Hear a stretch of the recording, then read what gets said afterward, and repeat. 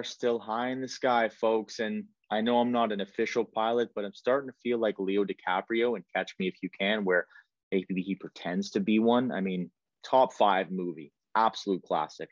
But that's besides the point. I do digress. It is Alex Mandarino, and you are watching Road Trip to Primetown, where I make my way through, I guess, the skies in this particular case to Primetown 2022, the second annual summit with Young Adult Cancer Canada in partnership with CancerCare Manitoba and CancerCare Manitoba Foundation. I've been in this plane for a couple days now and kept the same energy, the same visor, just changed shirts because you got to be hygienic these days, folks. Now, June 2nd is approaching. We only got about a week until we hit the skies and I guess drop out of the sky in obviously a timely and more careful fashion, and catch up with Jeff Eaton, the Young Adult Cancer Canada crew, CancerCare Manitoba, and CancerCare Manitoba Foundation, to which we are partnering with for Primetown.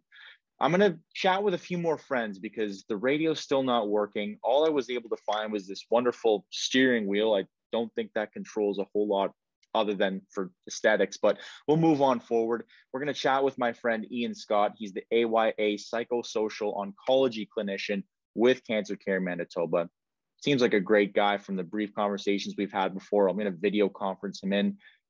Maybe he'll give me some advice on how to fix this radio and at least maybe some musical suggestions if I'm able to find an aux cord somewhere in here. Listen, in any case, we're having some fun over here. We're going to keep the good times rolling. Let's catch up with Ian Scott. And folks, I will see you in about a week or so, if anything. As you can see, folks, I am still in the skies here, trekking very, very lightly, but in a great day in all facets and concerns on our way to Primetown 2022. The radio is still broken. We tried to move some of these knobs, and as sort of high tech as you can see this airplane, this fighter jet is, and as Ian has actually noticed, my guests will introduce in a moment, we're still sans entertainment. So I'm calling some guests to see what they're up to and how their road trip's going. So I have Ian Scott with me, AYA psychosocial oncology clinician with CancerCare Manitoba. And that's a mouthful of a title, but it's all very prestigious, and it's why you're with us today, Ian, and I appreciate you taking some time to join us. So a question I have to kind of kick this conversation off is, what would be 3 words you'd use to describe yourself? Well, that's a great question. Thanks for having me on board this impressive plane that we're flying through the air at, how many G's we're going right now, I'm not sure, but with 3 words, I'd say I'm pretty transparent. I try to be approachable and authentic. Let's go with those 3. I like that. Those are very descriptive. So I like that, and we'll move forward with those. And so with this conversation, it's more so interesting to kind of know how you got into your profession and where you got to this point at Primetown and doing sessions on this in the first place. So my second question is kind of, what led you to working as a psychosocial clinician, and why specifically were you driven to work with young adults and supporters in particular? Yeah, I like when I get asked that question, and doing AYA work in oncology, I'm sometimes surprised I'm not asked that question more often. There's kind of 2 parallel stories. There's the professional story and the personal story. I think through a lot of people's ears, the personal story is always more intimate and interesting. There is a professional story of the background of working with young adults and eventually getting connected to CancerCare Manitoba. The personal story is that my sister, when she was 34, she was diagnosed with breast cancer, and I was not working at CancerCare Manitoba at that time, and it gave me some insight into the experiences that young adults have when they're diagnosed with cancer. So that certainly did inform my direction towards AYA care and oncology, and it definitely informs my ability to support young adults that I work with to this day. Yeah, I like that. No, and obviously everyone has some form of, for the most part, connection to, the young adults and supporters going through cancer. So as unfortunate as it is that we're all in this place, it's nice to see that there is some common thread, some common connection. And I think the big reason I was interested in giving you a call on this road trip on our way to Primetown is that a lot of the sessions are geared towards young adults, supporters, guardians, parents, which is very valid. But the session that you're providing is specifically for healthcare providers, which I think they could learn a lot from. And so that's my next question is the attendees to Primetown, what can they expect to learn from your session titled Medical Charting Practices and Young Adults? Is it any different? Yeah, so this session that I'm providing is for healthcare providers. Mm-hmm. And the charting system is one of the most common ways, the most common way that healthcare providers communicate with each other, even though we're doing it by just reading what each other write. We're not talking live to each other.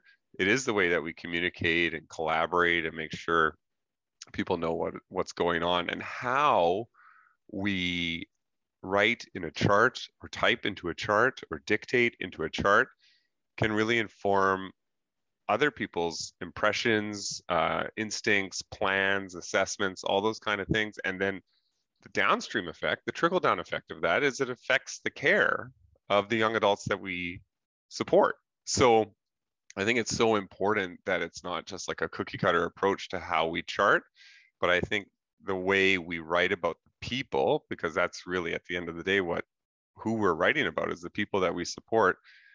It helps inform our interactions with them when we do come face to face with people or we talk with people over a video call.